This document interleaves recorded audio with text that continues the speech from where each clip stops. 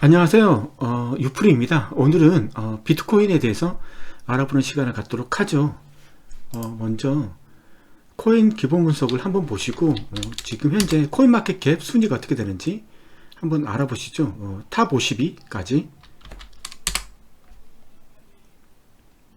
50개 줘.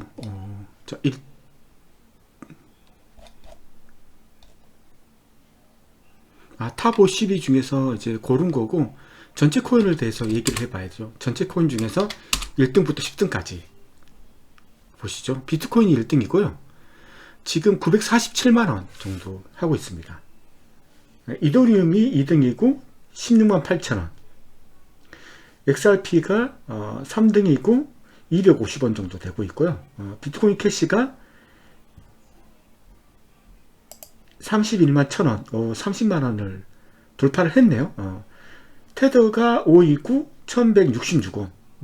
이것도 많이 올랐고, 라이트코인이 6인데 5만 9천원 정도 좀 올라갔고, 비트코인 사토시 비정 이게 7이고 지금 19만 2천원 정도 올라갔습니다. 이오스가 8이고 3,576원. 비트코인 바이낸스 코인이 17,940원 정도, 모네로가 6만 8천원 정도입니다. 자, 넘어가서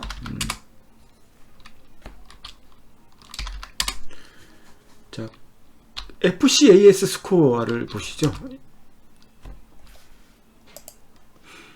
이건 이제 코인을 코인마켓캡과 다른 기준점을 가지고 순위를 매긴 거거든요. 여기 보시면 알겠지만 지금 현재 여기서 1등은 이오스입니다. 0점부터 1000점 가지고 이제 점수를 매기는데 922점을 받았어요. 그래서 1등이고요. FCAS는 등급이 S등급, A등급, B등급, C등급, 그 다음에 F등급이 있습니다. F등급, C등급. 여기 F등급 정도 되면 이제 투자하면 안 된다는 걸 가리키는 거죠. 예. 이더리움이 2등입니다. 922점. 동점이죠. 이오스하고 이더리움하고 동점.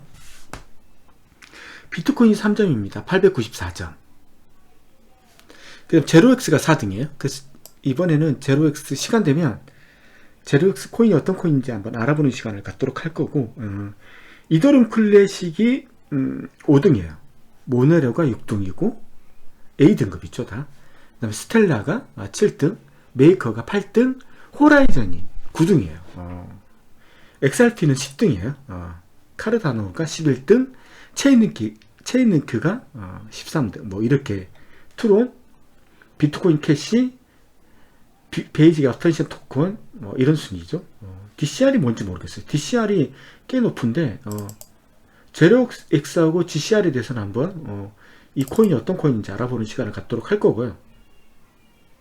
다시하고 디센트럴랜드, 얘도 A등급이에요. 높은 점수를 받고 있죠. 이런 것들 순위가 이렇게 돼 있어요. 그래서 이제부터 이제 코인 투자하실 때 코인마켓캡의 그 순위하고 그 다음에 FCAS 스코어 이것도 같이 한번 보셔서 A등급 받는 코인들 위주로 생각해 보시면 좋을 것 같아요. 네. 자, 재정 차익거래가 가능한지 한번 보시죠. 4번. 자, 비트코인.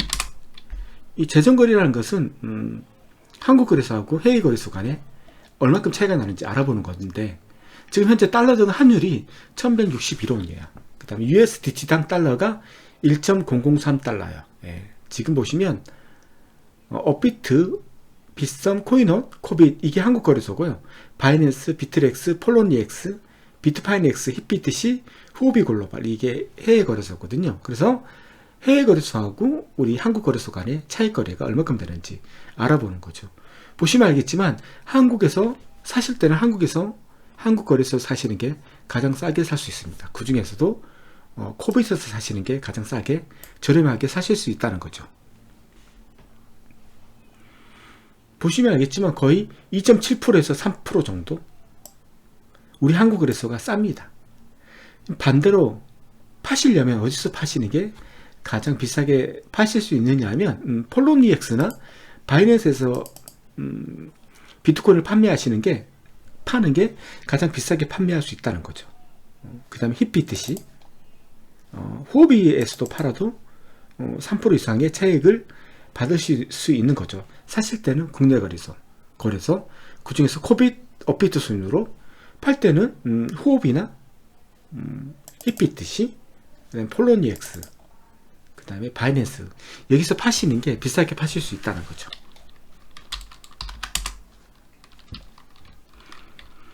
자, 마진 거래 한번 보시죠. 롱숏 비율. 자, 5번 차트를 보시고 한번 보실게요. 롱숏이라는 것은 이거죠. 사람들이 롱이라는 것은 오른다고에 배팅한 거고, 숏은 내린다에 배팅한 거죠. 그 비율을 보는 거죠. 자, 나왔습니다. 차트를 보시면 비트파이넥스에서는 9대1 정도로 롱이 높습니다. 롱이 높다는 것은 뭐냐면 사람들이 비트코인이 오른다고 판단하는 게 높다는 거죠. 이게 90.38이에요. 9대 10 정도. 그 다음 비트맥스는 6대4 정도로 롱이 높습니다. 보시면 알겠지만 이 금액이 비트파이넥스는 3천억 정도지만 비트맥스는 4천억 정도예요. 그래서 비트맥스가 가장 큽니다. 시장이. 거래소 기준으로. 우리가 CME라는 그 롱숏을 구분할 때 CME라는 어떤 큰 업체들이, 기관들이 투자하는 롱숏이 있고, 우리가 거래소를 이용하잖아요. 그 거래소 중에서 비트파이넥스, 비트맥스, 바이낸스에서 롱숏을 하는데, 더 많은 데도 많지만 크게 우리가 유명한 대로 세 거래소에서 사람들이 돈을 빌려서 아니면 코인을 빌려서 롱숏에 거는데 그 비율을 말하는 건데, 지금 6대4 정도로 롱이 우세합니다. 비트코인이 올라간다고 생각하는 사람들이 많다는 거고, 바이낸스는 4대6 정도로, 여기서는 반대로 숏이 더 높은데, 중요한 것은 이 금액이 200억, 300억, 400억 정도니까 비트맥스, 비트파이넥스에 비해서 바이낸스가 규모가 적습니다. 그래서 이 4대6 정도가 큰 의미가 없어요. 자, 이렇게 보시고 전체 이 세 거래소의 전체 토탈을 한번 보시죠. 자, 보시면 알겠지만 66대 34 정도로 롱이 높습니다. 그래서 롱은 세 거래소 합계거든요. 그래서 7,400억 정도, 그 다음에 숏은 3,700억 정도 해서 한 1조 정도 되는데, 지금 비트코인이 140조, 총 시총이 140조입니다. 그 중에서 1조이기 때문에 얼마나 1%도 안 되는 그 금액이거든요. 그래서 미미하다라는 것을 알아줬으면 좋겠고, 하지만 66대 34 정도로 롱이 우세하다는 거, 사람들이 올라갈 것에 투자한 사람들이 더 많다는 것을 알아주시면 좋겠고, 자, 이제 넘어가셔서 시가총액하고 거래금액 이거 한번 보시죠. 순위별 시가총액 1등부터 10등까지.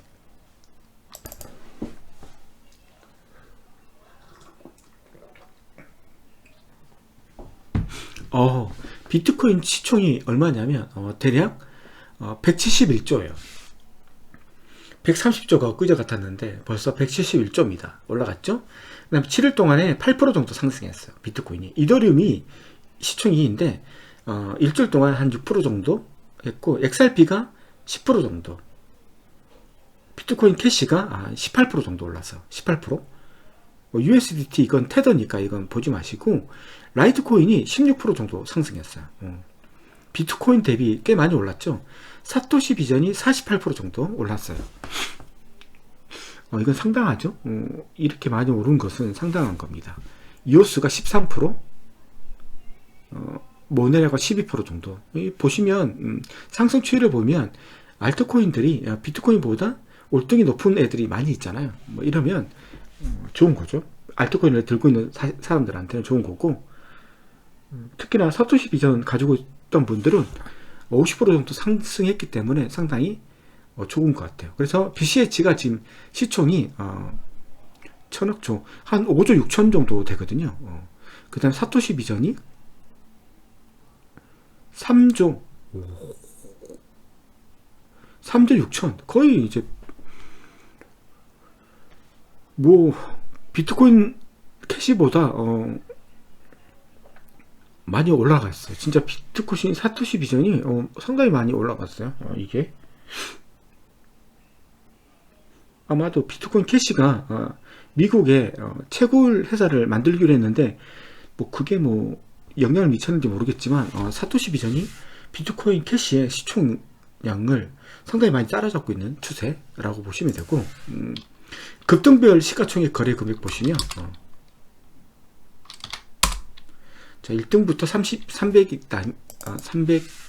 300원의 시총을 비교한 거죠. 시총 그러니까 시총이 많은 건데 모네로가 시총이 꽤 높죠. 사람들이 모네로에 XMX가 어떤 건지 모르겠는데 저는 이런 코인들이 지금 보시면 알겠지만 141등, 5등, 229, 37등 이것도 이제 그거니까 테더 같은 것들이니까 이더리움 클래식이 거래량이 떨어지긴 했지만 거래량은 상당히 올등하다. 큐텀도 마찬가지고 BTT가 64인데 거래되는 양이 많이 있다라는 거죠. 이건 이제 거래량이 얼마나 많이 되고 있는지 그걸 보여주는 거고, USDT가 얼마나 활발하게 거래되고 있는지, USDT를 사용하는 거래소들이 상당히 많거든요. 그래서 USDT를 통해서 얼마나 코인을 교환하는 비율이 높은지를 알 수 있는 거고요. 자, 넘어가고 3번이 뭐지? 모르겠네요. 자, 반감기 정보. 저는 어떤 지금 제 채널을 보시는 분들은 아시겠지만 저는 많은 걸 알지 못하는 사람이에요. 그냥 제가 지금 보여드리는 것은 실제로 제가 어떤 걸 주장하기보다는 어떤 데이터들을 그냥 직접 보여드리는 거예요. 그래서 판단하시는 것은 보시는 분들의 몫이고, 저는 이제 실제 그 데이터들을 그냥 보여주는데 이렇게 중점을 두고 있는 거죠. 제가 지식이 그렇게 넓지 않기 때문에. 근데 항상 공부하고 있고 더 나은 선견점을 갖기 위해서 노력하고 있다는 것은 말씀드릴 수 있어요. 자, 비트코인 반감기 언제인지 한번 보시죠.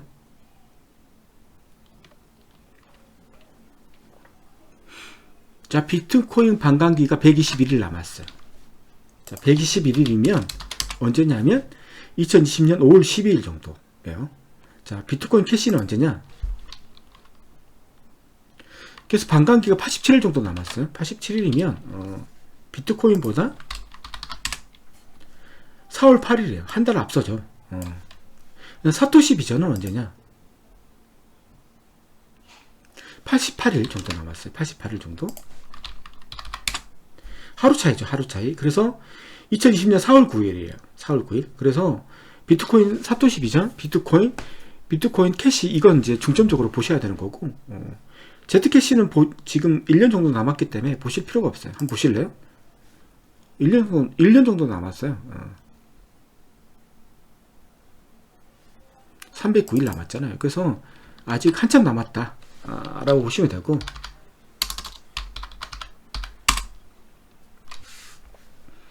최고가 대비 하락폭 보시죠.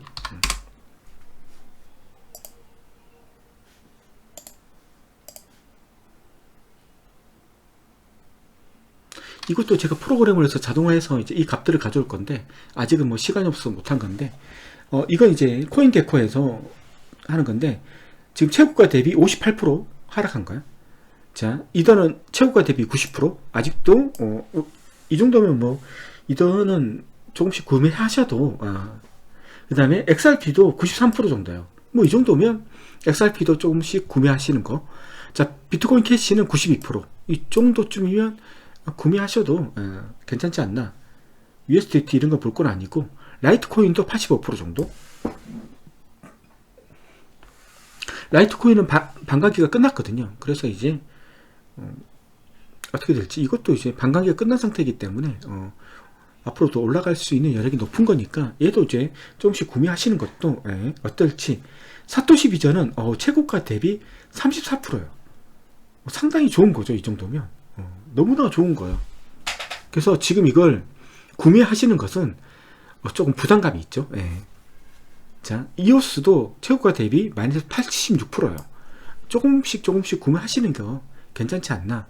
뭐 바이낸스 토큰 이건 특이한 토큰이니까 이건 빼고, 에이다 같은 것도 최고가 대비 96%. 아, 이거 에이다 가지고 있는 사람들 좀 솔직히 환장할 정도죠.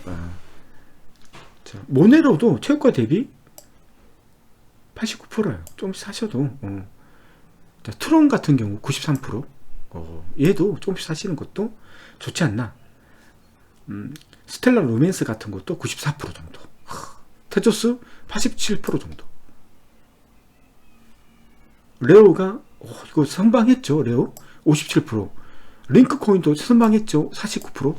이런 것들 이제 사기에는 부담감이 있죠. 아톰 같은 경우도 38% 부담감이 있고,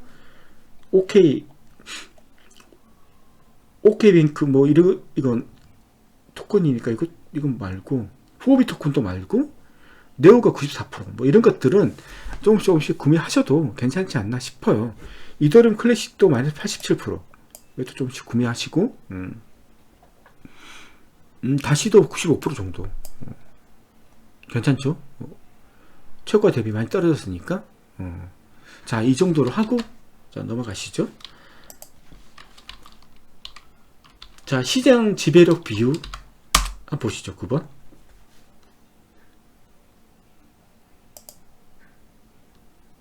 이거 뭐냐면 비트코인이 알트코인에 비해서 얼마큼 시장 지배력을 가지고 있는지 그걸 보여주는 그래프죠.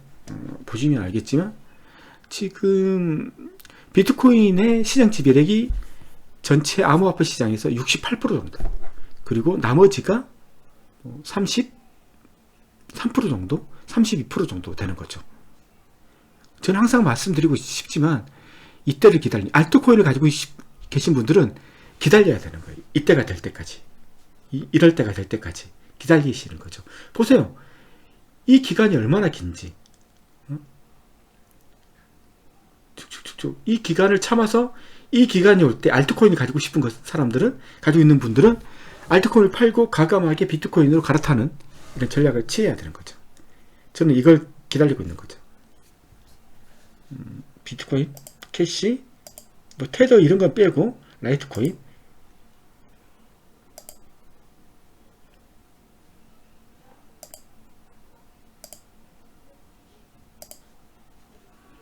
사토시 비전, 이오스, 뭐 모네로, 뭐 이렇게 해서, 자, 이 기간 이렇게 됐을 때 이걸 보시고 이제 구매를 하시는 거죠. 지금은 이때쯤 되면 얼마냐면 비트코인이 한 40% 정도, 50% 정도, 40% 맞죠? 40% 정도 떨어지고, 이렇게 시장 지배력이 떨어질 때가 있거든요. 33%까지 떨어졌을 때, 이때가 최하점인데, 비트코인의 시장 지배력이 40% 언더로 떨어졌을 때 과감하게 가지고 계신 코인들을 비트코인으로 바꿔치기 할 때, 이런 기회가 두 번 다시 올지 모르겠는데, 저는 알트를 가지고 있는 저는 이때를 기다리고 있는 거죠. 언젠가는 이때가 오겠죠. 네. 자, 공포 탐욕 지수. 지금 사람들이 얼마나 비트코인에 대해서, 암호화폐에 대해서 얼마나 긍정적인 신호를 가지고 있는지를 보여주는 거죠. 자, 보시면 알겠지만 이게 공포지수예요. 사람들이 비트코인이 막 죄송해요. 이런 것들이 왜 나오는지 모르겠네. 비트코인이 떨어지니까 공포를 느끼는 지수예요. 보시면 알겠지만 지난달만 하더라도 사람들이 극심한 공포감을 가지고 있었어요. 24%였거든요. 그게 지난주까지는 공포감이 있었는데, 어제까지만 하더라도 괜찮았는데 다시 사람들은 조금씩 공포감을 가지고 있어요. 왜냐하면 떨어질 거라고 생각하고 있는 거죠. 지금 시점에서 사람들이 지금 비트코인이 많이 올라서 홀딩 이렇게 하는 시점인데, 사람들이 이제 불안해하고 있는 거예요. 떨어지지 않을까? 조금 이제 근심을 가지고 있는 거예요. 근심을. 그래서 사람들이 이거 지켜보는 시점이기 때문에 너무 많은 사시는 분들은 조금 조심을 해야 된다. 이런 지표를 가지고 있는 거죠.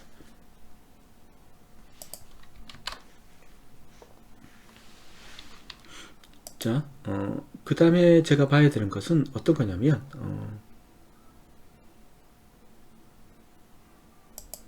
이거 말고,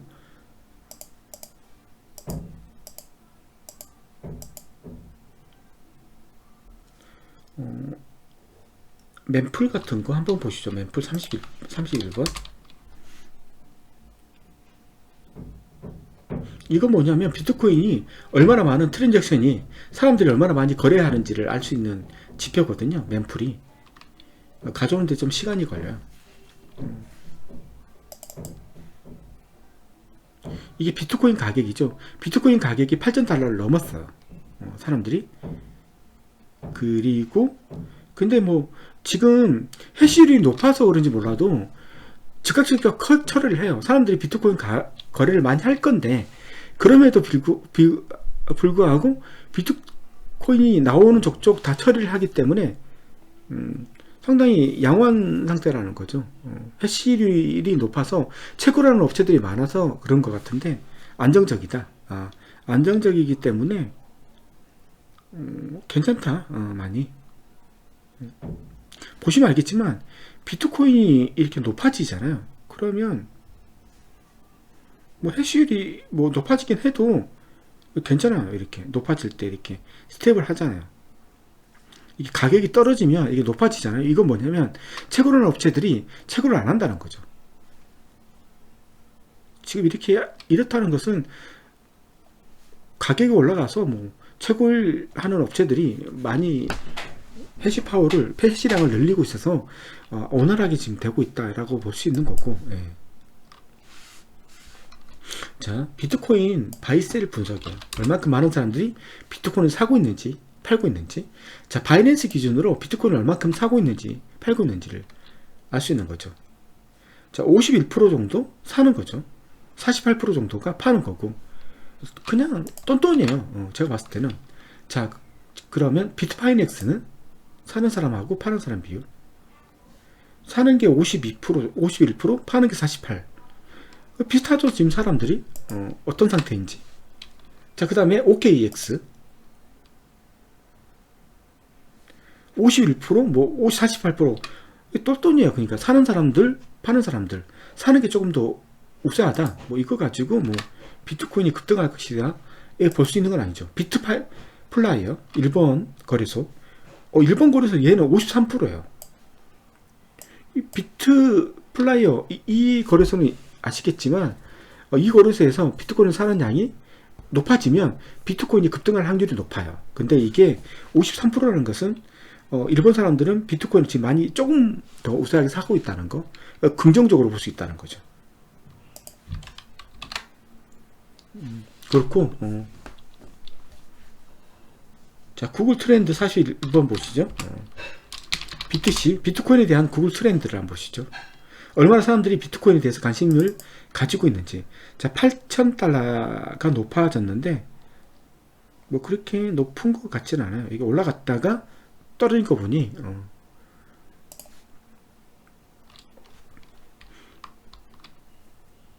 자, 구글 트렌드 다시 한번 보시죠. 이더리움 어떻게 사람들이 얼만큼 관심을 가지고 있는지. 이더리움은 이렇게 올라가는 족족 뭐 이렇게 관심도가 좀 높아지고 있다는 거, 좀 다시 떨어졌다는 거, 뭐 이거. 그 다음에 XRP를 보시면 리플에 대해서 얼만큼 사람들이 관심을 가지고 있는지. 리플에 대해서는 뭐 그렇게 크게 관심을 가지고 있지는 않는 것 같아요. 많이 떨어지고 있죠, 관심도가. 자, 이 정도로 이런 것들을 보여주는 것은 이 전반적인 것들을 보여주면서 지금 비트코인이 지금 어떻게 될 것인지 이런 감을 보여주는 거거든요. 제가 뭐 이걸 가지고 이거 어떻다 이렇게 결론 내려드리고 싶은 생각은 없고요. 많은 지표들을 보여드림으로써 보시는 분들이 자기한테 감이 생기는 거잖아요. 이러면 지금 조금씩 살까? 아니면 지금 팔까? 이런 거, 이런 느낌적인 느낌을 제가 제공하는 거지, 제가 어떤 것을 유도하려고 하는 건 아니니까. 그리고 제가 아는 게 별로 없어요. 그래서 여러분들은 뭐 선동하거나 어떤 식으로 뭐 그렇게 할 그런 감이 안 돼요. 그래서 제가 별로 인기는 없지만. 자, 43위 거래소 순위 볼까요? 비트코인 거래소 순위. 코인리스에서 제공하고 있거든요. 이게 맞는지는 모르겠는데 지금 모르는 거래소들이 1, 2, 3, 4 다 찾아오고 있어가지고 이게 믿을 수 있는 건지 잘 모르겠어요. 지금 뭘 기준으로 여기서는 거래소가 이렇게 하는지 모르겠는데, 우리가 알고 있는 것은 바이낸스가 지금 1등인데 지금 여기서는 16위 정도로 나와 있고, OKEX가 뭐 17위, HitBTC 20위, 뭐 우리가 알고 있는 거래소, 하여튼 뭐 이건 모르겠어요. 이건 뭐 정확히 믿을 수 있는 건지 잘 모르겠네요, 얘기는. 자, 세계 경제 지표가 있어요. 한번 보시죠. 여기도 좀 괜찮은 건데, 세계 경제 지표, 우리나라에서 제공하는 지표거든요. 그래서 금리를 보시면, 금리가 우리한테는 상당히 중요하죠. 금리가 높아지면, 그리고 금리가 낮아지면 어떻게 될 것인지, 이 우리한테 상당히 중요한 거고, G20을 보시면 중요하지 않는 것들은 보지 마시고, 미국 지금 현재 금리가 1.75예요. 이전도 1.75 계속 동결되고 있죠. 1.75로. 이건 캐나다다. 캐나다도 1.75. 자, 미국도 1.75. 멕시코는 어떻게 되는지 볼까요? 멕시코는 높아. 자, 우리 한국은 1.25, 1.25. 지금 계속 유지되고 있는 상태고, 1.25 상태에서 유지되고 있고, 그 다음에 중국은 4.15 다 유지되고 있는 거죠. 지금 4.15 정도 되고, 그 다음에 우리가 볼 지역은, 유럽 지역은 0%예요. 0%. 프랑스도 0%, 독일도 0%, 이탈리아 0%, 네덜란드 0%, 유럽은 다 0%예요. 유럽연합은. 그 다음에 일본하고 스위스가 마이너스 금리라는 거죠. 마이너스 금리. 그래서 이제 금리가 낮아지면, 금리가 높아지면 우리 암호화폐에 어떻게 영향이 되는지 이제 그것도 알아보는 것도 상당히 좋죠. 통화. 여기에는 상당히 볼 게 많아요.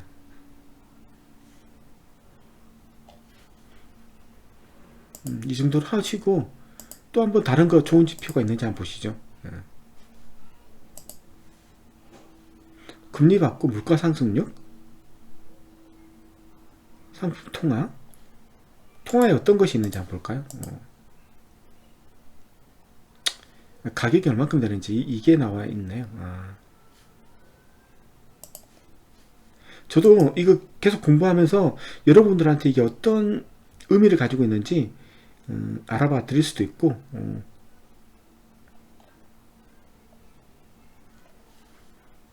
지급 준비율, 이것도 괜찮은 거죠.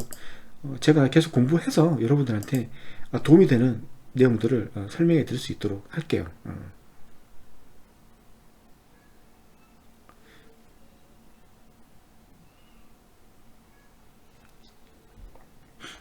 이거에 대해서 저도 이거 처음 봤거든요. 그래서 지금 실망스러운 모습밖에 못 보여드리는데, 한번 보고 그 다음에 다음부터 한번 보는 거죠.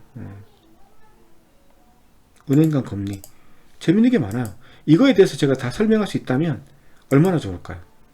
이 지표들에 대해서 이게 뭘 의미하는지, 미국 1.83, 1.45 이런 게 무슨 의미가 있는 건지 설명해 드리면 좋을 것 같아요. 지금은 저도 한 번씩 보는 거예요. 지금 통화 공급량도 있죠. 이런 것도 중요한 거죠. 통화가 공급이 많아지면 중국 7340에서 지금 억이에요. 억 7400으로 지금 많아지고 있죠. 많아지고 있고, 그 다음에 미국, 우리가 알고 싶은 것은 일본 애들 한번 볼까요? 1번 1020인데 102054인데 많이 찍어내고 있죠. 지금 일본도 많이 찍어내고 있고, 그 다음에 대한민국 같은 경우 111, 대한민국도 많이 지금 늘어나고 있어. 통화량이 늘어나고 있고, 3315 다 늘어나고 있죠. 지금 둘, 넷, 여섯, 일곱, 둘, 넷, 여섯, 일곱 다 늘어나고 있어요. 지금 다 늘어나고 있고, 지금 보시면 알겠지만 통화가 이전보다 상당히 많이 늘어나고 있다는 것을 보시면 쉽게 아실 수 있을 거예요. 안 늘어나는 데는 호주. 통화량이 안 늘어나고 있잖아요. 여기는 좀 괜찮을 것 같고, 브라질 늘어나고 있고, 캐나다는 오히려 줄어들었어요. 이런 데가 좋은 거 아니겠어요? 통화를 많이 찍지 않는데. 이런데 늘었고, 인도네시아도 늘었고, 일본도 늘었고, 멕시코 늘고, 뭐 안 는 나라가 없어요. 다 늘었어요. 그 사우디아라비아는 줄어들었고, 싱가포르 늘어났고, 다 늘어났고, 스위스도 늘어났고, 이거 보시면 알겠지만 다 통화들이 지금 다 늘어나고 있다는 거 보시면 알아요. 재밌는 거 많잖아요. 여기 3개월 동안 통화 공급량 이거 한번 보시죠. 장기가 G20. 중요한 것은 이제 미국이니까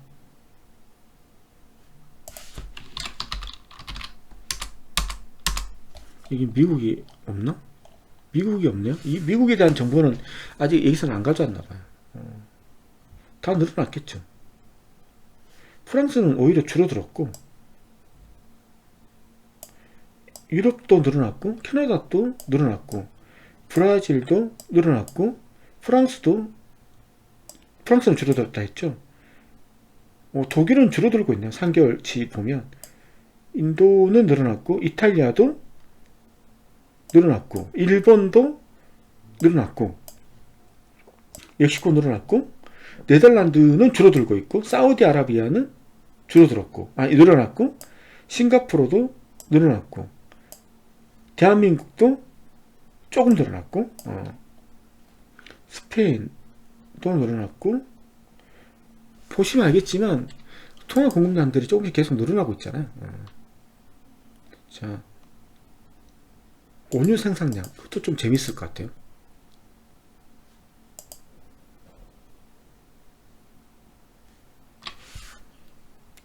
원유 생산량, 러시아.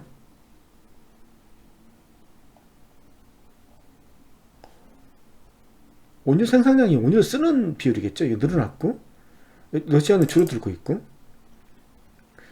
사우디아라비아 줄어들었고, 캐나다 늘어났고, 중국 줄어들고 있고, 중국 줄어들었고, 브라질 많이 늘어났고, 멕시코도 늘어났고, 인도는 줄어들었고, 인도네시아도 줄어들었네요. 아르헨티나는 늘어났고, 호주는 늘어났고, 이탈리아 줄어들었고, 터키 그대로고, 독일 줄어들었고, 네덜란드 조금 늘었고, 일본. 근데 우리 한국 건 없지? 한국계? 아시아는 없나? 한국이? 대한민국. 그렇구나. 이 한국계 없는지 모르겠네. 늘었는지 줄었는지 모르겠네. 아주 재밌는 거 많잖아요. 외부 부채. 이것도 중요한 거죠. 우리한테는 중요한 게 미국이란 나라잖아요.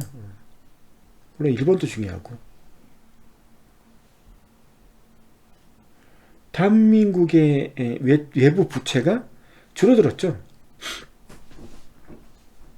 미국은 늘었어요. 늘어났고. 그 다음에 우리 중국 늘어났어요. 부채가 더 늘어나고 있고, 얼마나 위험한지 그건 잘 모르겠어요. 그것까지 제가 분석하면 상당히 좋겠죠. 일본 같은 경우는 늘어났어요. 됐어요. 이 정도. 재밌는 지표들이 많아요. 근데 이게 정제되지 않아서 이게 어떻게 해석을 해야 되고, 이걸 통해서 우리 비트코인에 어떻게 영향을 미치는지 아직 제가 몰라요. 그렇지만 계속 공부하고 노력하고 하다 보면 제가 이 지표만 보더라도 지금이 어떤 나라가 얼마큼 위험한지를 알 수 있을 거예요.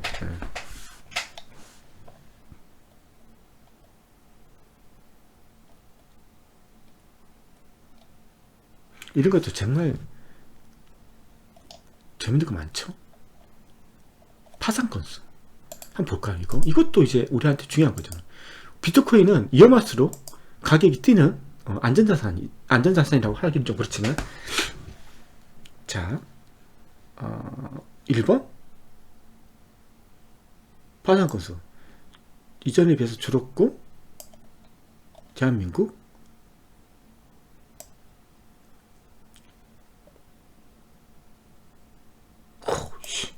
일본은 정말 그 700이고 우리는 25밖에 안 돼. 파산 건수가 양호하다는 거죠. 양호하다는 거예요. 미국은 파산이 엄청나죠. 700대 1000. 독일도 상당히 많이 파산하고 있고 이탈리아도 상당히 많이 파산하고 있어요. 그 다음에 러시아도 마찬가지고. 우리나라가 그래도 파산하는 수가 제일 좋은 것 같아요. 우리나라가. 터키도 마찬가지고. 미국, 유럽연합 맞죠? 일본도 그렇게 다른 나라하고 비교하면 그렇게 높은 편도 아니에요. 독일, 이탈리아 여기는 조금 그렇죠. 프랑스는 좀 괜찮은 것 같아요. 프랑스는 괜찮고 캐나다도 괜찮은데 독일하고 이탈리아, 러시아도 좀 그렇고 한 방에 훅 갈 수 있고 스페인도 그렇고. 야, 스위스는 장난 아니다 얘들. 그래도 스위스는 안전하잖아요. 미국은 뭐 월등하게 뭐 파산이 많고 재밌는 게 많아요. 보면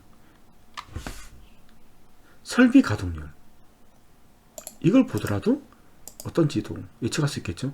물론 지금은 절대적인 비교를 할 수가 없어요. 제가 잘 모르기 때문에. 아직 중국 76.4 설비 가동률이, 우리 한국 제일 중요한 103. 와, 보세요. 우리 한국이 103이에요. 여기서 100 넘는 데가 어디 있어요. 우리 한국이 지금 잘 나간다니까. 지금 설비 가동률이 103이에요. 월등하다니까.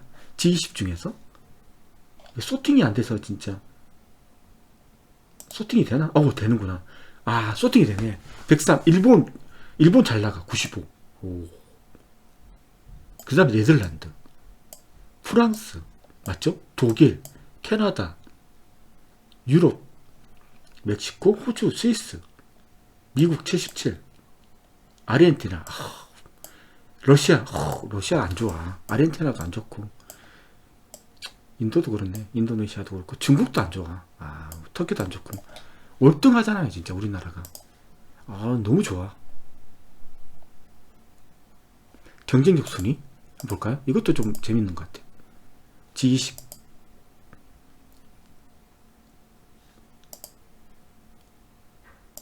1등 싱가포르, 2등 미국, 네덜란드, 스위스, 일본, 독일, 유럽연합이겠죠. 대한민국 몇 등이야? 둘, 넷, 여섯, 여덟, 8등이네. 대한민국 8등.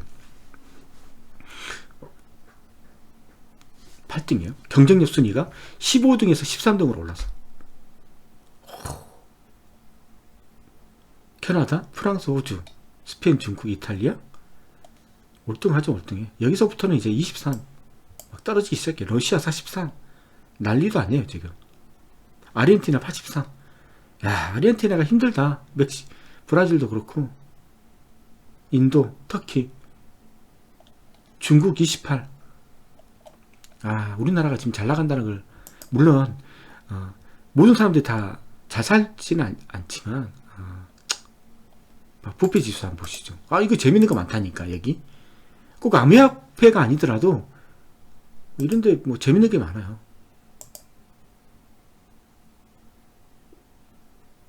부패 지수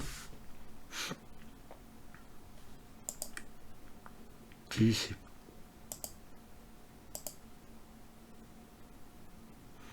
낮을수록 안 좋은 것 같아요. 이거 높은 게 싱가포르가 제일 좋은 것 같아요. 스위스가 2등, 네덜란드, 캐나다, 독일, 호주, 일본. 그래도 일본이 부패 지수가 별로 없는가 봐.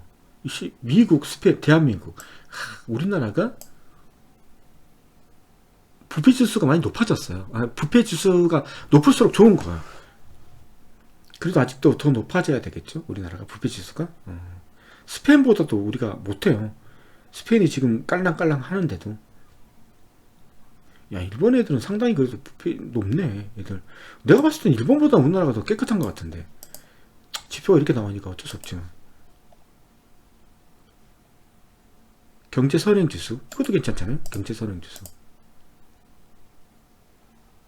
자, G20.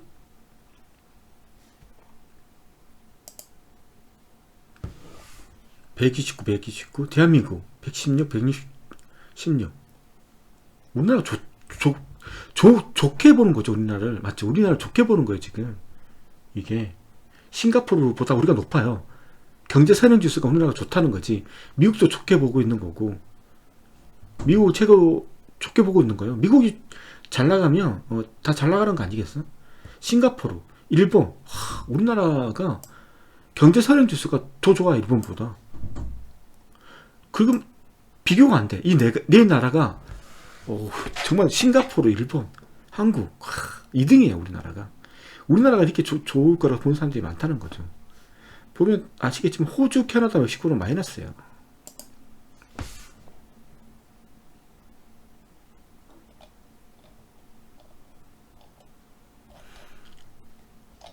그 다음에 은행 대출 금리. 이거 아까 금리 받잖아요. 금리는 받고, GDP 대비 가계부채, 이것도 봐야 되는 거죠.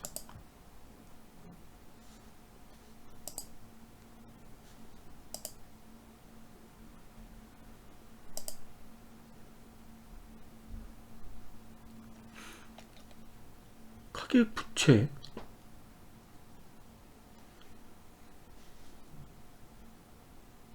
이게 제일 좋은 거죠. 사우디아라비아 11, 인도 11, 이게 좋은 거죠. 터키, 중국, 가계부채, 프랑스, 미국, 대한민국이 92, 네덜란드, 캐나다, 호주, 스위스. 이게 뭐지? 뭐가 좋은 거지? 그러니까 이걸 모르는 거예요 제가 지금. 이게 좋은 건지.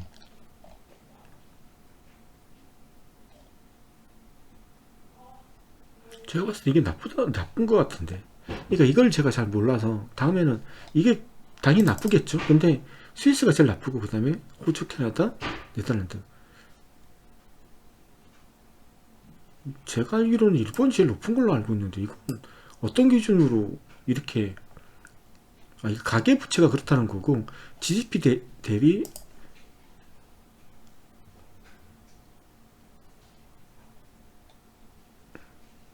세금?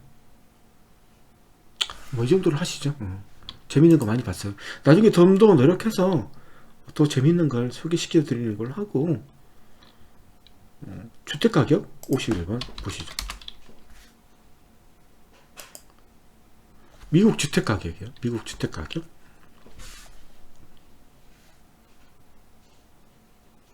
베리 핫. 너무 뜨겁다는 거죠. 너무 뜨겁다는 거예요. 뭔지 모르겠지만. 자, 이걸 한국어로 번역을 해서 한번 보시죠. 유나이티드 미국 주택가격 및 24만 3,225달러, 3.8%, 2.2%. 미국의 평균 주택 가치는 24만 3,265. 미국의 주택 가치는 지난해 3.8% 상승했으며 진료원은 내년에 2.2% 상승할 것으로 예상하고 있다. 미국의 평방미터당 평균 정가는 154. 하여튼 뭐 좋다는 거고.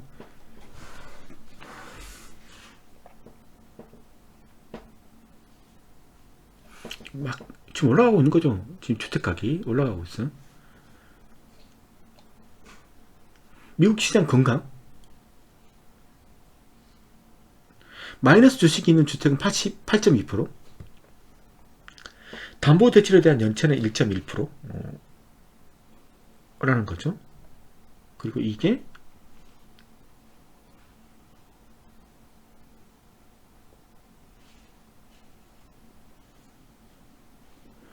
뭔지 계속 떨어지고 있는데, 원본으로 봐야 될 것 같아요. 평균, 홈, 유나이티드, 뭐에 대한 평균이지 이건?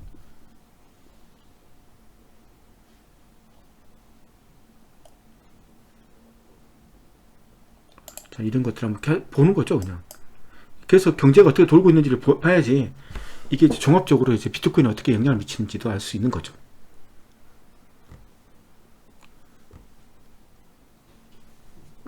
가격이 올라가고 있다고 하는 거고, 평당 피트당 가격이 얼마.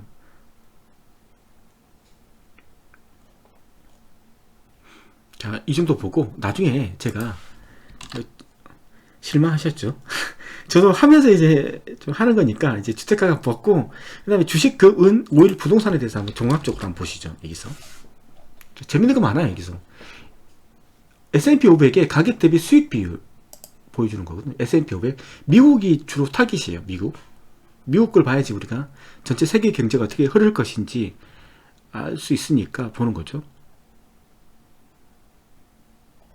자, 이거 한글로 번역을 해서 어떤 의미를 가지고 있는지, 이게 가격 수입 비율은 회사의 주가를 주당 수입으로 나눠 계산한다. 즉 가격 수입 비율은 현재 수입을 기준으로 시장이 주식에 대한 지불하고자 하는 금액을 보여준다.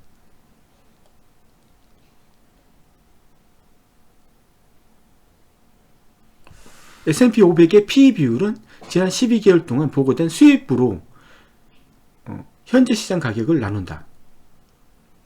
2009년에 수입이 0에 가까워졌을 때 실패에서 벗어났다.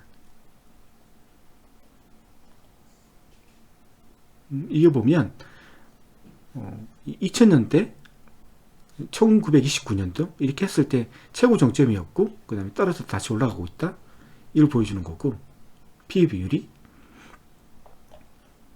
S&P 500이 올라가고 있다는 거죠. 이게 최고죠. 2000년대 IT 닷컴 때 최고였고, 그 다음에 지금 이게 계속 올라가고 있다는 걸 보여주는 거죠. 지금 주식이 좋다는 걸 말해주고 있는 거죠. 응? 자, 그 다음에 배당 수익률 말고 GDP 대비 시가총액 보시는 거죠. GDP 대비 시가총액 계속 올라가고 있는지 내려가고 있는지. 계속 올라가고 있어요. GDP 대비 시가총액이 최고예요. 지금 2000년대 2000년도보다 더 높아요. 지금 이거 이제 조만간 떨어진다 하더라도 이상하지 않을 정도로 지금 올라가고 있다는 거죠. 위험한 상태라는 거죠.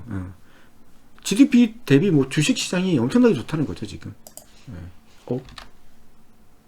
자, 그 다음에 주식, 금, 은 비율을 한번 보자. 비트코인에 대해서도 같이 비교를 해야 되는 건데 아직 비트코인에 대한 정보가 있는 데를 찾지 못했어요.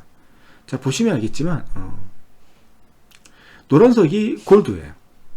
그 다음에 파란색이 다우존스, 빨간색이 S&P 500이죠. S&P 500이나 다우 지수나 거의 유사해요. 지금 그래프가. 실버는 바닥을 찍고 있죠. 실버 이거 보세요. 바닥을 찍고 있죠. 골드 보세요. 지금 주식도 오르고 골드도 올라요. 주식도 오르는데 골드도 올라요. 웃기는 건 상황 아니에요? 주식이 오르면 골드가 떨어지고 그런 상황인데 주식도 오르고 골드도 올라요. 이게 무슨 말을 의미할 것 같은가요? 주식도 오르는데 금도 올라가고 있어요. 가파르게.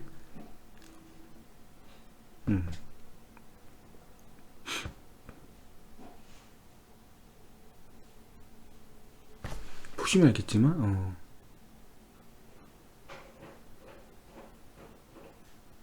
어디하고 비교할 수 있는지는 잘 모르겠는데 어쨌든 은이 정말 은 사신 분들은 정말 마음이 아프실 것 같아요. 지금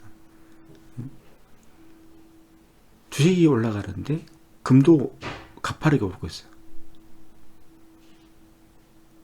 희한한 거예요. 주식이 올라가면 금이 떨어지는 게 상식인데 주식과 금이 동시에 올라간다는 거, 참 어떻게 해석을 해야 될지.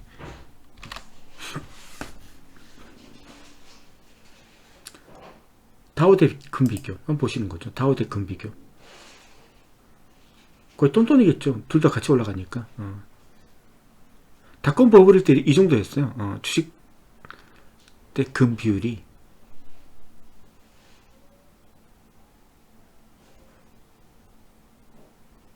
최고였죠. 금 39.9. 그러니까 주식 나누기 골드 하니까 39.19가 나온 거예요. 이게 뭐냐면 1.46 나왔잖아요. 그러니까 다우 지수 나누기 골드로 했는데 39.5 나왔으니까 주식이 정말 높이 올라갔다는 거예요. 이때 주식 값이 금에 비해서. 지금은 뭐 금도 올라가고 주식도 올라가니까 그런 거고, 이때는 금이 엄청난 거죠. 금의 위력이. 그러니까 이게 이때도 금의 위력이 높은 거고, 이때는 금의 위력이 가장 낮을 때고, 지금은 뭐 똔똔이죠. 뭐 18.17. 10까지 내려오면 금값이 엄청나게 올라간다는 거고, 뭐 지금 똔똔이라는 거고, 그렇다는 거죠. GDP 대비 미국 부채가 계속 늘어나고 있는지, 이거 중요한 거죠. 미국 부채가 늘어날수록 우리한테 위험한 거죠. 자, 보시면 알겠지만,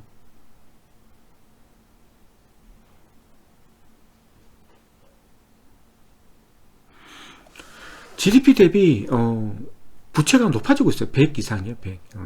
상당히 높아지고 있죠. 세계 2차 대전이 얼마였냐 하면 121이었는데 지금이 104, 105 정도. 꽤 많이 올라왔죠. 부채 비율이 얼마나 높은지 아시겠죠? 미국의 부채 비율이. 위험한 상황이요. 재밌는 게 많아요, 여기.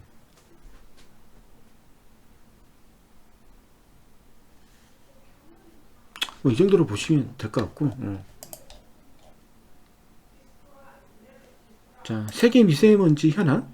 이건 나중에 하고, 이제 코인 뉴스에 대해서 한번 보시죠. 제가 쓸데없는 얘기만 52분 동안 했어요. 자, 뉴스 검색을 해서 어떤 뉴스들이 있는지 한번 보시죠. 비트코인에 대해서 코인텔레그래프에서 한번 보시는 걸로. 50분 넘었으니까 대충 이럴 거예요. 뉴스는 상당히 많아요. 미국 비트코인 유입 1위 싱가포르에 내죠. 뭐 이게 뭐 그렇게 뭐 해석할 이유가 있나요? 구글의 양자 위에 2020년 비트코인을 무너뜨릴 것인가? 말도 안 되는 소리죠. 근데 저는 기술자예요. 기술자는 양자 우위에 대해서 상당히 큰 관심을 가지고 있죠. 그래서 읽을 거예요.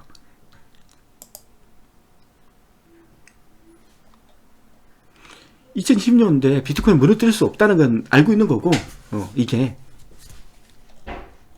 양자 컴퓨팅이라는 주제는 특히 지난 12개월 동안 암호화폐 업계에 대해서 꾸준하게 관심을 끌고 있다. 호기심과 함께 걱정도 커지고 있는 상황에서 온라인상에 떠도는 정보의 상당 부분이 잘못된 것이기 때문에 양자 우위 퀀텀에 관한 몇 가지 공개적 질문에 답할 필요가 있다. 우리는 비트코인을 도난당할 것인가? 많은 사람들이 구글이 54비트, 지금 72 큐비트를 가지고 있죠. 큐비트는 비트 앞에 Q를 붙인 거예요. 그래서 비트코인이, 원래는 비트코인은 0 또는 1을 값을, 확정된 값을 가지는데, 양자에서는 0 또는 1을 동시에 가지고 있는 상태죠. 두 개를 동시에 가지고 있는 상태예요. 몰라도 상관없어요. 어쨌든 틀리다는 거죠. 비트하고는.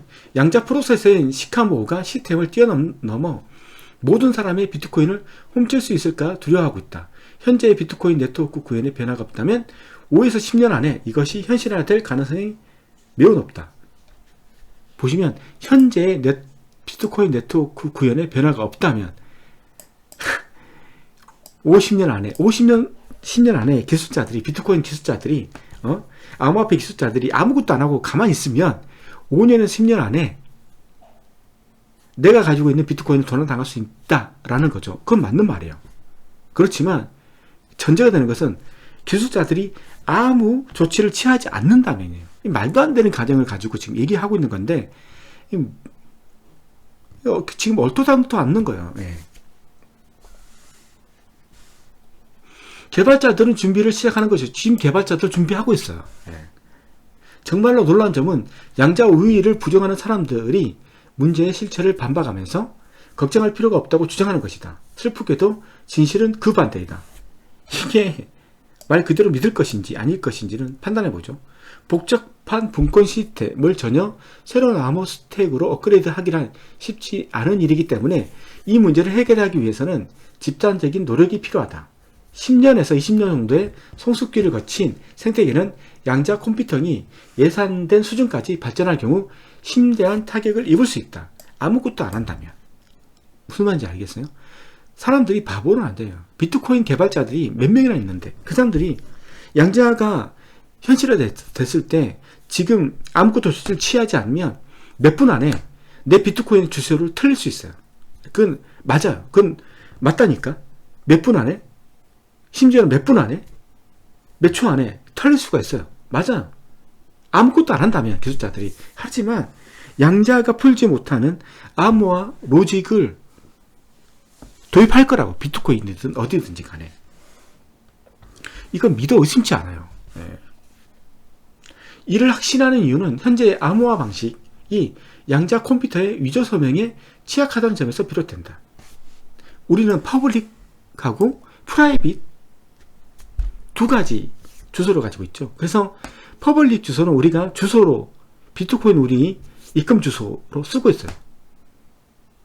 근데 이 입금 주소의 주인을 확인하기 위해서는 나만 가지고 있는 프라이빗 키가 있어요. 그거 가지고 있는 사람이 그 계좌의 주인이에요. 퍼블릭 키의 주인이에요. 예. 근데 이 프라이빗 키를 퍼블릭 키를 통해서 프라이빗 키를 유추할 수 있는데 이게 지금 현재로는 몇천 년이 돼도 풀지 못해요. 퍼블릭 키를 가지고 프라이빗 키를 유추할 수 있는 방법이 있는데 그걸 할 수 있어요. 할 수 있는데 근데 풀 수 있는 시간이 몇천 년이 지나야 풀 수 있다는 건데 양자는 그걸 불과 몇 초 안에 몇 분 안에 풀 수 있다는 거예요. 양자가. 그래서 양자가 무섭다는 건데 지금 현재 시스템이 되고 10년, 20년이 되면 이걸 몇 초 안에 풀 수 있다는 건데 그건 쉽지 않다는 거죠. 비대칭 암호화는 기상 지금 개인키 이게 중요한 거예요. 공개키는 우리가 알고 있듯이 비트코인의 입금 주소를 쓰고 있어요. 이거. 근데 이걸 가지고 이 공개된 키를 가지고 개인 키를 추적할 수 있다는 거죠. 여기서 공개 키는 개인 키로부터 계산 가능한 반면 반대 방식으로 계산되지 않는다. 이는 그 소수점 곱인 숫자를 인수분해 하거나 대부분의 블록체인과 암호 시스템에 사용되는 공개키를 만들어내는 생성기의 곱셈 계산과 같은 특정 수학적 문제들이 불가능하기 때문이다. 만약 계산을 반대로 할 수 있다면, 즉 공개키에서 개인키로 계산할 수 있다면 이 방식 전체가 무너지게 된다. 이러면 어떤 사람이 뭘 가지고 있든지 간에 누구라도 그 코인을 내 걸로 만들 수 있다는 거죠. 이게 되면.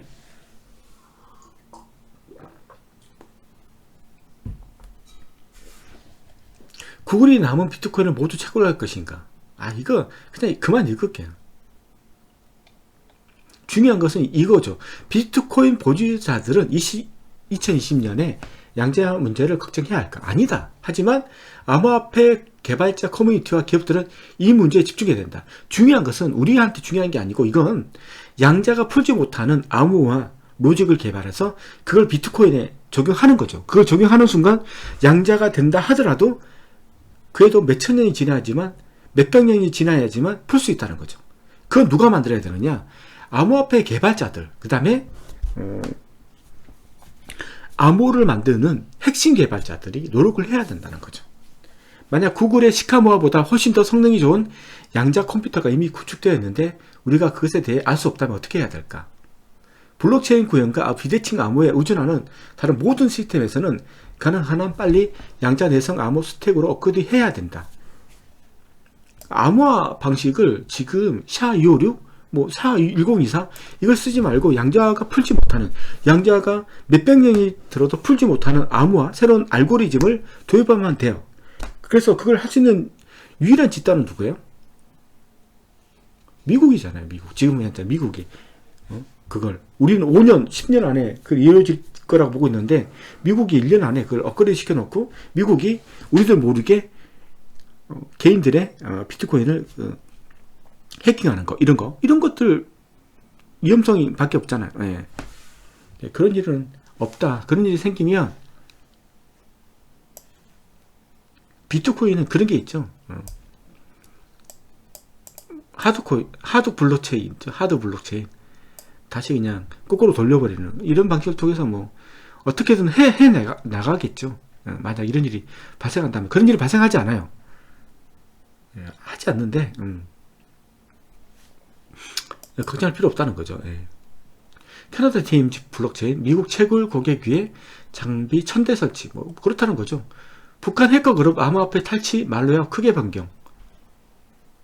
트럼프 대이란 유화 발언 이후 비트코인 8,000달러 선으로 후퇴. 그러니까 비트코인이 세계가 불안할 때 올라간다는 거죠. 블록파이 이제 라이트코인과 USD 코인도 지원. 비트코인 이란 구글 검색 4,500% 급증. 의미 없어. 다른 거 한번 보시죠. 이더리움.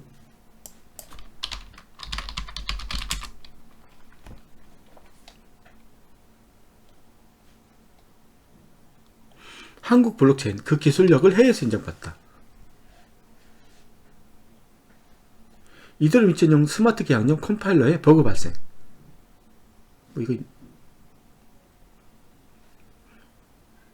이건 뭐 기술자로서 한번 읽어보고 싶은 게 있는데 너무 오랫동안 했기 때문에 그냥 넘어갈게요. 예. 버그 발생했으니까 고칠 거예요. 이제 고칠 거예요.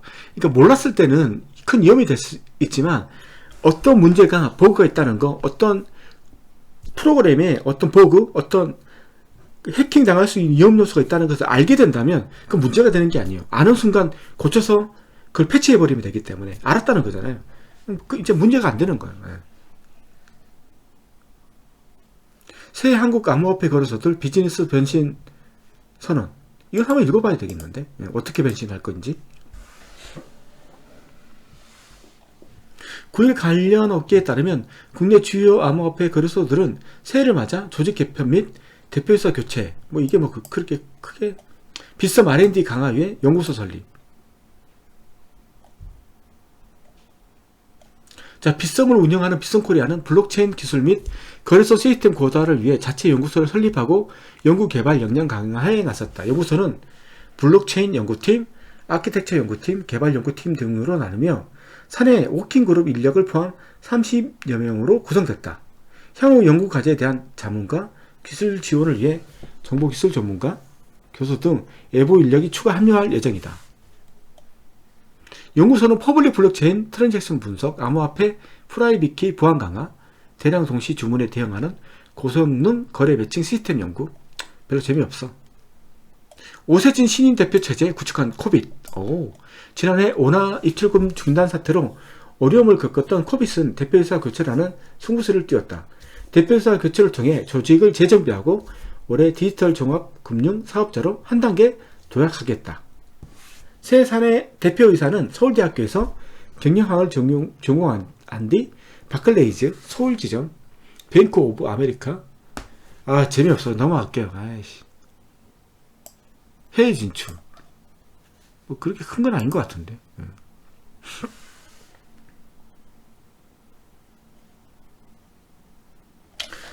재미없어. XRP. 넘어가죠.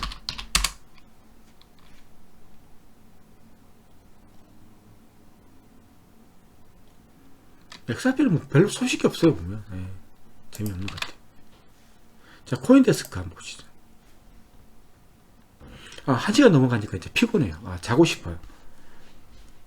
그렇게 중요하지 않는 기사면 그냥 넘어갈게요. 비트코인 실거래량 여전히 오류무중. 이거 옛날 거잖아. 코인데스크. 별 재미없어. 코인데스크는 재미없는 것 같아요. 코인리스트 한번 보시죠. 새로운 기사가 빨리빨리 업데이트가 안 돼요. 코인리스트. BTC 대규모 이체 141억 원 규모. 비트파이넥스로 이체됐다는 거죠.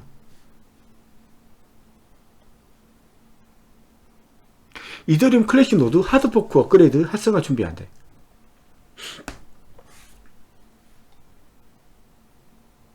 외신 고래지갑 물량 집중 현상.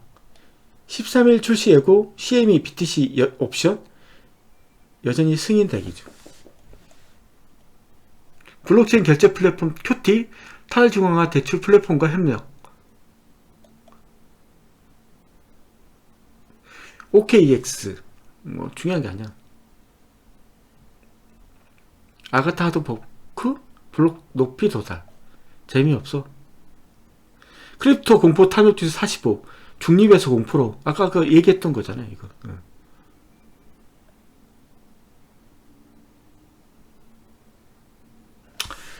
재미가 없어요. XRP 한번 해볼까요? XRP.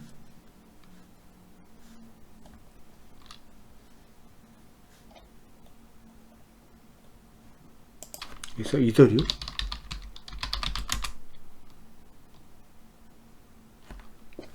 이더리움 클래식 아가타 하드포크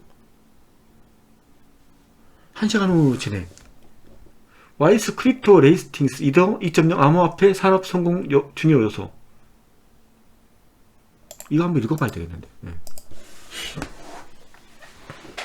미국 암호화폐 전문 평가업체 와이스 크립토 레이팅스가 11일 공식 트위터 계정을 통해 이더 2.0은 암호화폐 산업의 장기적인 발전과 성공의 가장 중요한 요소라고 진단했다. 이와 관련해 해당 기관은 이더리움 네트워크의 만성적인 병목 현상, 속도가 느려지는 현상이죠. 암호화폐 기술이 전 세계적으로 도입되는데 큰 장애물로 작용했다. 만약 이더리움이 이더 2.0 업그레이드 후에도 아무것도 변화시킬 수 없다면 이더 사용자들은 대안을 찾아 떠날 것이다. 아, 이거 진짜 위험한데. 이더리움이 발전하기 위해서는 이더 2.0 업그레이드는 필요하다고 설명했다. 맞는 말이죠.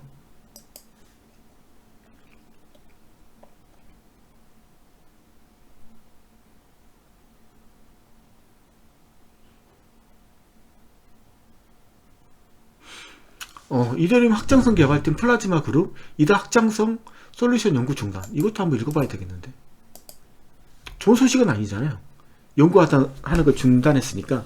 암호화폐 전문 미디어 코인텔레그래프에 따르면 이더리움 확장성 개발팀 플라즈마 그룹이 9일 공식 블로그를 통해 이더 네트워크를 위한 확장성 솔루션 연구를 중단한다고 발표했다.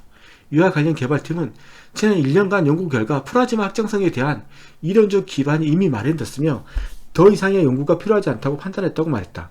또한 플라즈마 그룹은 조달금 중 남은 자금은 기코인에 기부하겠다고 덧붙였다. 해당 개발팀은 2019년 1월 설립 이래 이더리움 파운데이션, 컨센시스, 오미세고 등 업계 다양한 뉴스 기관으로부터 자금을 조달한 바 있다. 뭐 그렇게 나쁜 소식이 아니네요. 연구를 다 했다는 거네.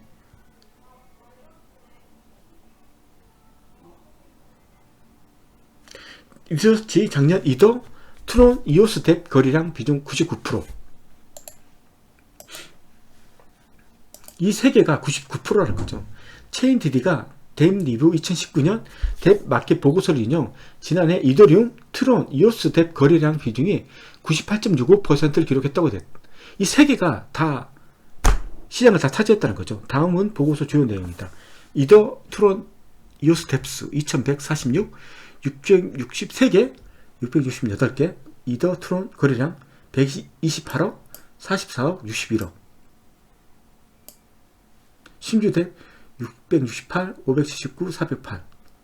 이더, 트론 활성 유저수 182만 명. 오, 99만 명? 13만 명? 야, 트론도 많이 쓰고 있구나. 이더가 182만 명이래. 트론이 99만 명.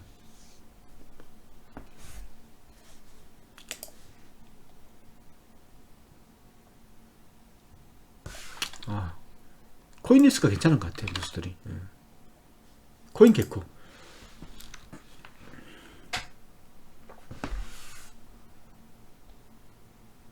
최신 뉴스예요. 한 최신 뉴스를 볼까요?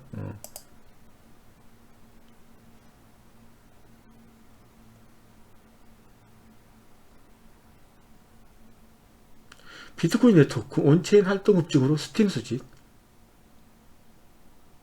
비트파이넥스 카피캣 소송은 새로운 이더리움 클래식 하드포크 완료. 이더리움은 무시하고 $150 넘어설 가능성이 있다.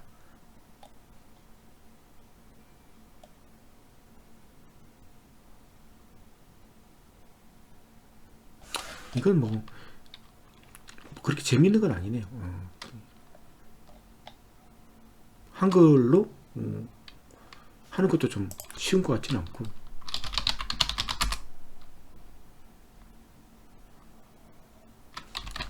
아, 여기 있었죠. 코인게코. 제가 이게 다 찍어놨죠. 이거 비트코인.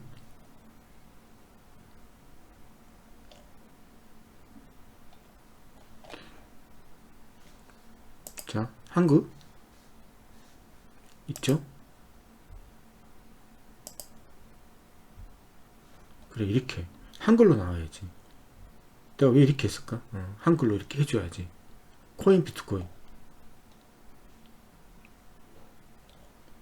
자, 뉴스를 봐야죠. 뉴스. 이게 보면 뉴스들이 많아요. 이게 보면 보시면 알겠지만 뉴스 이게 있잖아요. 아, 영어로 나와요. 계속.